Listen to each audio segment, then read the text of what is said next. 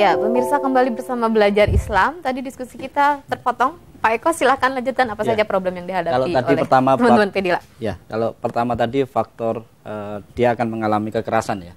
Itu yang pasti akan dia dapatkan baik secara psikis maupun fisik. Itu perempuan yang dilacurkan itu pasti akan mendapatkan resiko terhadap itu. Yang kedua adalah aspek kesehatan.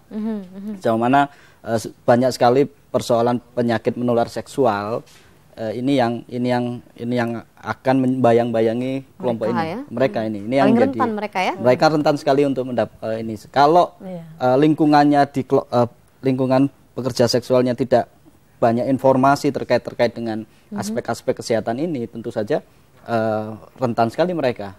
Baik sampai ya banyak sekali penyakit ini ya. Dan secara ekonomi juga mereka tidak akan mendapatkan ya risikonya, karena kan berapa besar pendapatan yang dia terima dari pekerja seks itu bisa mencukupi kebutuhan-kebutuhan, karena lebih banyak ketika dia dilacurkan aspek-aspek lain yang menjadi. Jadi menurut saya juga dua hal yang paling penting konsen saya adalah bagaimana perempuan pekerja seks atau pedila ini mereka terlepas dari kekerasan. Yang kedua, dia juga mendapatkan hak asasinya terhadap kesehatan, termasuk juga menyangkut masa depan. Ini kan dia punya ruang masa depan yang kalau dia dilacurkan, dia tidak lagi mempunyai harapan terhadap masa depannya seperti apa. Seolah-olah hidupnya hanya untuk itu aja. Ini yang banyak sekali faktor-faktor yang akan menjadikan bagaimana sih menjadi beratnya menjadi pedila ini.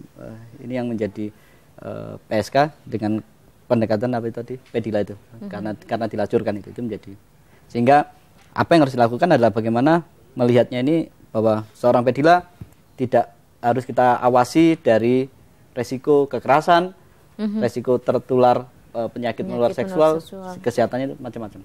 Apalagi kalau dia ingin punya anak ya, bisa jadi punya anaknya tuh resikonya besar sekali. Itu yang problem itu yang mesti harus kita fokuskan. Iya. Kalau melihat realitas kan memang perempuan ya yang menjadi subjek atau objek ya, kalau istilahnya objek ya, menjadi pedila.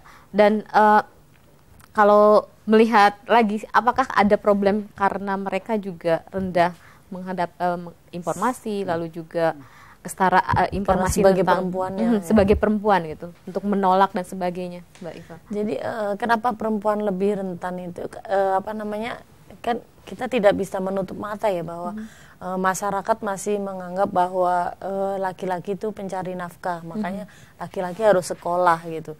Sementara perempuan nggak perlu sekolah, makanya bagaimana mereka akhirnya bisa menjadi aset ekonomi gitu. Akhirnya mereka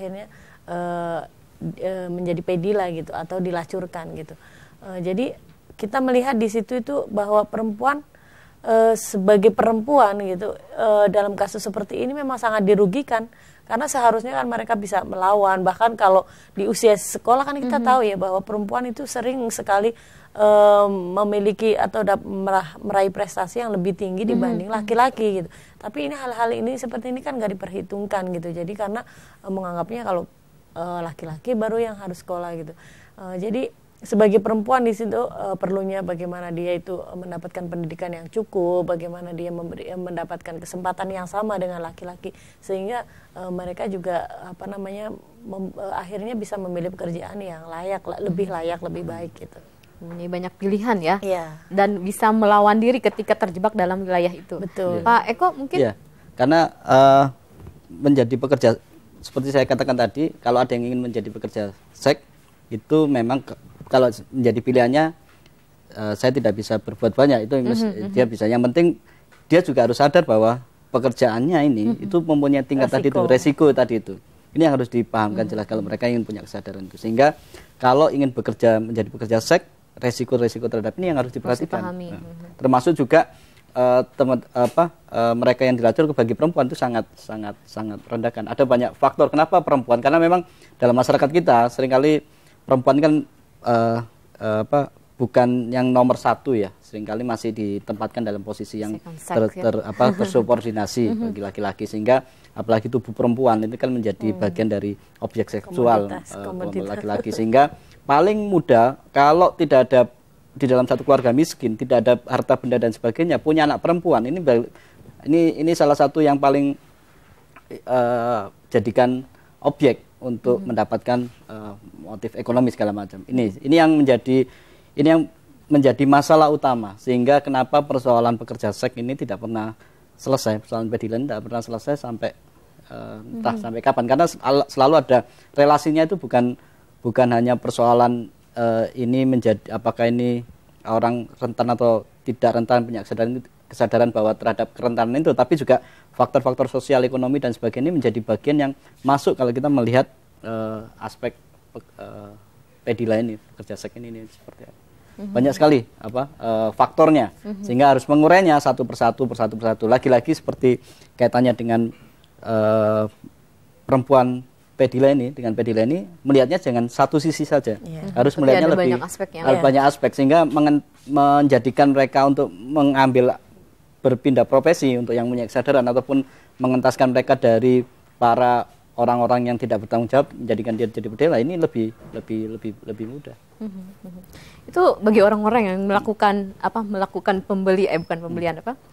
melacurkan anak-anak perempuan, itu bisa dihukum dengan undang-undang trafficking sebenarnya. Ya, sebenarnya bisa, karena kan kita sudah punya undang PPTPO ya, perlindungan terhadap perdagangan orang itu ya, terhadap itu, sehingga mereka yang melakukan ini bisa kena. Tapi yang paling sulit adalah ketika dia dilacurkan secara sosialnya itu kan. Artinya dia dilacurkan bukan karena ada orang yang bertransaksi, tetapi faktor ekonomi, faktor keluarga sosial lainnya yang menyebabkan dia menjadi pekerja seks. Ini yang paling sulit, sehingga menangani ini memang benar-benar harus melakukan satu kajian dan pemahaman, keterbukaan pikiran secara lebih luas lagi. Oke, baik. Setelah ini kita akan mendiskusikan mengenai bagaimana sejarah Islam nih. Apakah juga pernah mengcover informasi mengenai ini dan bagaimana penanganannya. Namun kita harus jeda dulu. Dan pemirsa jangan kemana-mana, tetap di Belajar Islam.